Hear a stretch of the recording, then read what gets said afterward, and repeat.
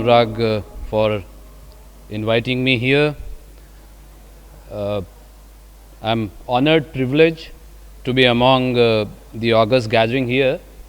I think this is not the session one should prefer to start interactioning, because post-lunch sessions are normally sessions where one intends to take a short nap, and very few people can develop that art of keeping your eyes open and take a nap sitting in the chair. But thank you again. In fact,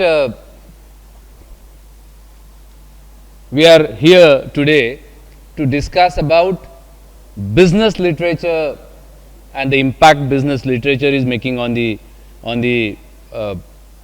society, industry, governance. Of course, I'll talk in detail in our conversation about the book. But what I want to put in is the book Building Bridges is our experiences in trying to bring some change in India's delivery system. And that book is just a sharing of that experiences, record that experiences, so that our engineers, our bureaucrats, our budding politicians, or whosoever are part of the system or want to be part of the system, they should start believing that there are a lot of things we can do, we can bring the change in. Only thing is we need to believe and we need to be passionate enough so that we don't start accepting the excuses. I would put that in those many words. So this book is more about that journey. We all experience, we have been hearing a recent incidents of bridge falling in Morbi. So these are the incidences we have seen so many times. There was one incident in Maharashtra in 2015 on a Mumbai-Goa highway.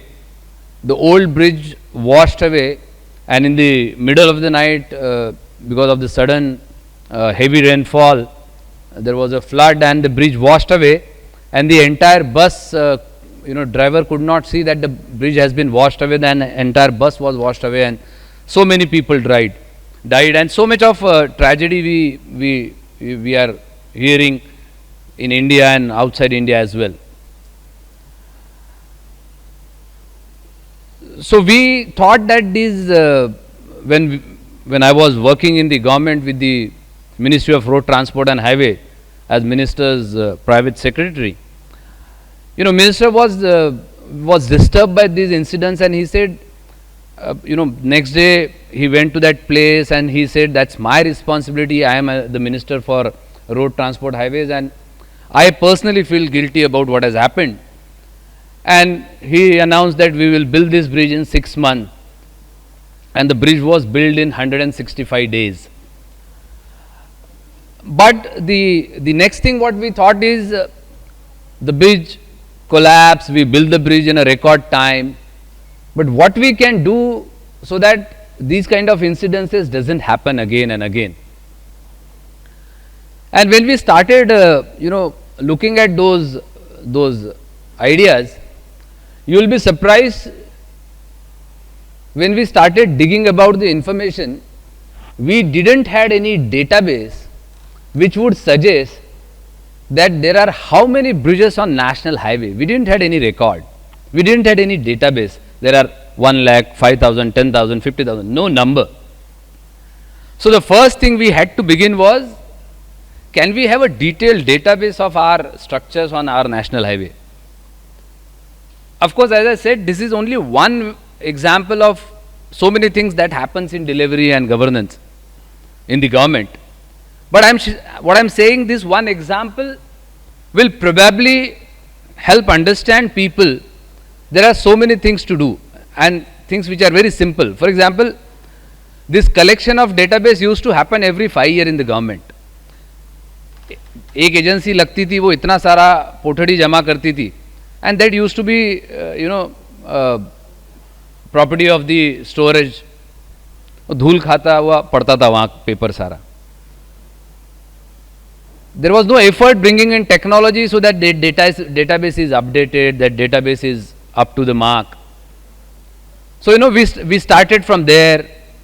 The database survey was made online in terms of real time, rather not online, real time. So the surveyor engineers used to take the tab, go to that place, enter the data. Once they enter the data in real time, they cannot change that data. If at all data needs to be updated or some correction needs to be done, it used to happen at the control center. So many technologies that are easily available. It's not a technological revolution that we tried to do.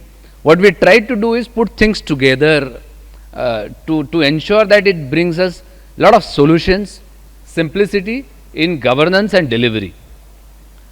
So the whole idea was to bring that to everybody's understanding, so that there is always a cynicism in government, both in terms of people perceiving about government and the people working in the government.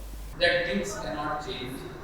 ये नहीं हो सकता is the very common attitude you will find talking to anybody in government or anybody who is working with government or anybody so that's a very common cynicism.